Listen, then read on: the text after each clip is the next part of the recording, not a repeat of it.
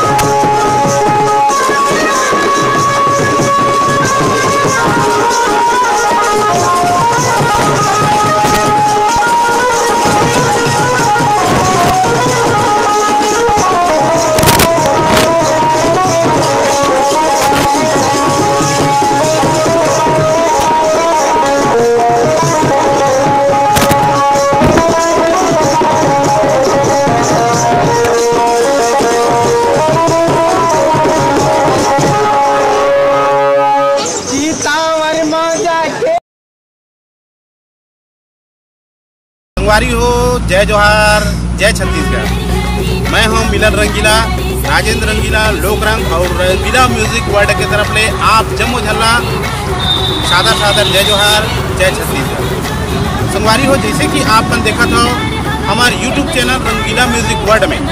लगातार हमारे छत्तीसगढ़ के लोक परंपरा, संस्कृति, धरोहर ये जम्मो चीज़ लेके आके नावा नावा कलाकार, पुराना कलाकार ये जम्मो हमारे भाई बहनी मन ला इकट्ठा करके हमारा ये लोक मंच के माध्यम ले, जम्मो कलाकार के माध्यम ले ये चैनल ला चालू करे हैं। तो आप मन ले सादर निवेदन करत हूँ, अनुरोध करत हूँ और प्रणाम करत हूँ कि हमारे ये चैनल रंगीला म्यूजिक वर्ल्ड ला लाइक करो, सब्सक्राइब करो और एमा जतका गाना आथे, नाटक आथे ये जम्मो ला आप मन शेयर करे पर मत भूलो। काबर ये हमारे जम्मो कलाकार के संगठन ले चालू हुए है, सब कलाकार के सहमति ले चालू हुए है।